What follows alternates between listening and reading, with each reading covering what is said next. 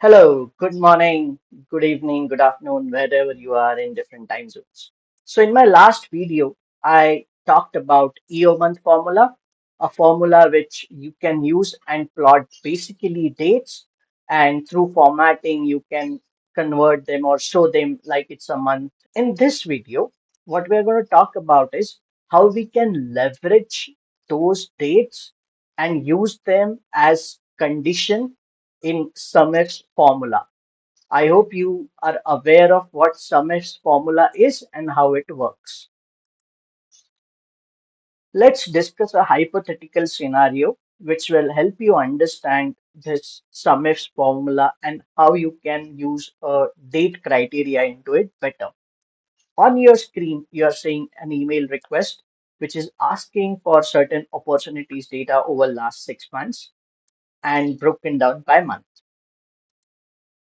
Let's say you have data like this where you have an opportunity name, engage date, close date, and close value. What we are interested in is getting close value driven by the date and doing this without doing any pivot table. Although that example email which I've shown you talks about past 6 months data, for this example, we are going to take a hypothetical situation. So I'm going to plot months starting from 1st of April. So if you remember in last video, we did something like this. Uh, I'm going to change this. The moment I change this, you can see all the months. I needed 6 months from April. These are already populated. These are all the formulas. And this is just the actual date behind the MM and YY. Just a quick reminder on objective. We are trying to take sum of a close value for all those opportunities closed in specific months. So what we are looking for is we need all the opportunities closed in April, closed in May, in June, and so on. Now let's start with the formula. So I'm going to say sub ifs, uh, then sum range. So what I need is sum range for this column. We can just go to the end and see where we have the last close value. If this becomes too much, just select entire column, not an issue. Freeze this column.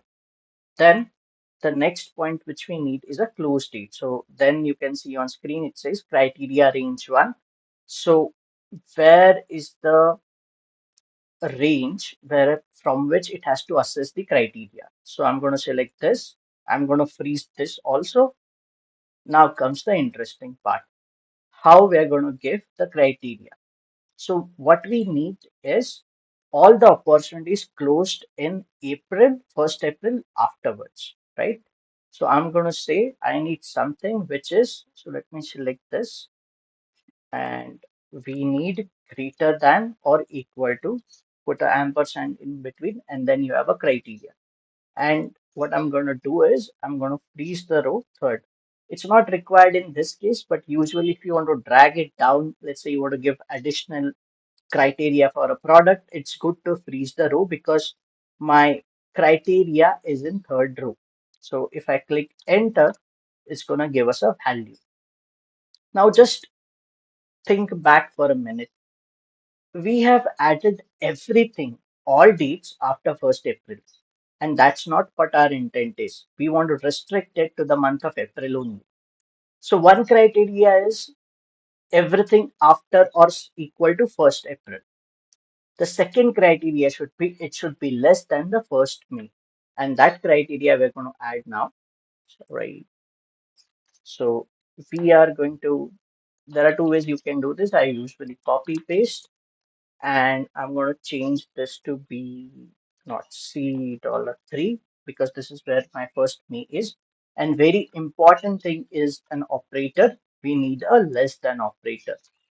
So if you see this formula, it effectively calculates the sum of all opportunities closed in the month of April. Now you just go ahead and copy paste this formula across. You will get a number. Now in this case, ideally we should have one more month populated so that it will correctly capture the values. So how to check accuracy of this result. To check the accuracy, I have created a pivot table with the same data source. You can see this is basically linking this opportunity sheets. So now what I'm going to do is the output of our SUMIF, I'm going to copy, and it is from April 24. So I'm going to plot in front of April 24, and let's calculate the difference. So you can see we are getting the same answer as if we would have done a pivot and copy pasted the values. So why this is efficient? Imagine you don't have a standard kind of a built-in templates for this. So you're downloading source data from your ERP systems.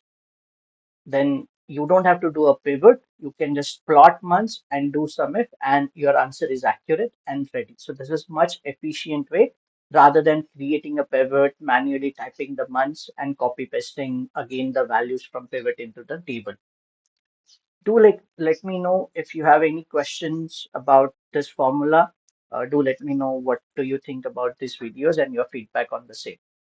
If there's any specific formula which you want me to delve into, let me know that through your comment.